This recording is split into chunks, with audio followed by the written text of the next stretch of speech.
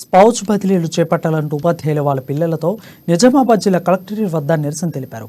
అమ్మ ఒక చోట నాన్న మరో చోట విధులు నిర్వహిస్తున్నారని, దీంతో తమ పరిస్థితి అగమ్యగోచరంగా మారిందని చిన్నారులు ఆవేదన వ్యక్తం చేశారు. కలెక్టరేట్ ఎదుట తమ పిల్లలతో నిరసన తెలిపారు. వెంటనే రాష్ట్ర ప్రభుత్వం స్పందించి స్పౌచ్ బదిలీలు చేపట్టి అమ్మా నాన్నలను ఒకటి చేయాలని కోరారు.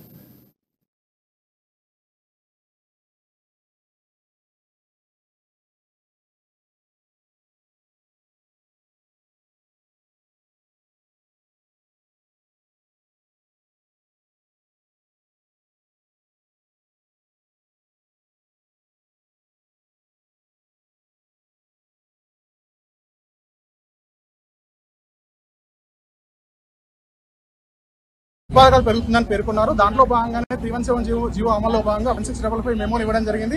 భార్యాభర్తల బదిలీలు చేపట్టిన తర్వాతనే 317 బదిలీలు చేపట్టాలని చెప్పారు. కానీ అధికారులు చేసిన తప్పిదాల వల్ల 19 జిల్లాలో బదిలీలు జరిగి 13 జిల్లాల్లో బ్లాక్ లో ఉంచడం జరిగింది. గత సంవత్సరాల కారణంగా రకరకాల కార్యక్రమాల ద్వారా మేము ముఖ్యమంత్రి గారి దృష్టికి తీసుకెళ్తే ఆయన మళ్లీ స్పందించి స్పౌస్ బదిలీలు చేపట్టమన్నారు. కానీ అధికారులు మళ్లీ కేవలం 615 స్కూల్ అసిస్టెంట్ బదిలీలు జరిపి మిగిలిన 1600 హెచ్సిటి, లాంగ్వేజ్ పండిట్, పీఈటీ స్పౌస్ బదిలీలను మళ్లీ హోల్లో ఉంచడం జరిగింది. దీనివల్ల మళ్లీ మేము రోడ్ ఎక్కాల్సిన పరిస్థితి ఏర్పడింది. నిజామాబాద్ జిల్లా విషయానికి వస్తే మొన్న జనవరి 28వ తారీఖున 59 మంది స్కూల్ అసిస్టెంట్స్ తమ సొంత జిల్లాలకు రావడం జరిగింది. సంతోషదాయకం. కానీ ఇంకా 77 మంది ఎస్ఈటీలు, లాంగ్వేజ్ పండిట్లు, పీఈటీలు ఇంకా రావాల్సి ఉంది సార్. వాళ్ళని కూడా సాధ్యమైన తొందరగా తీసుకురావాలని కోరుతున్నాం. సరిపోయిన ఖాళీలు మనకు అందుబాటులో ఉన్నాయి. ఎక్కడో ఏదో ఒక జిల్లాలో ఏదో ఒక సబ్జెక్ట్ లో ఖాళీలు లేవని ఉపాధి పెరుగుతుందని పేర్కొన్నారు. దాంట్లో భాగంగానే 317 జీవో అమల్లో భాగంగా 1655 మెమోని ఇవ్వడం జరిగింది. భార్యాభర్తల బదిలీలు చేపట్టిన తర్వాతనే 317 బదిలీలు చేపట్టాలని చెప్పారు. కానీ అధికారులు చేసిన తప్పిదాల వల్ల 19 జిల్లాలో బదిలీలు జరిగి 13 జిల్లాల్లో బ్లాక్ లో ఉంచడం జరిగింది. గత సంవత్సరాల కారణంగా రకరకాల కార్యక్రమాల ద్వారా మేము ముఖ్యమంత్రి గారి దృష్టికి తీసుకెళ్తే ఆయన మళ్లీ స్పందించి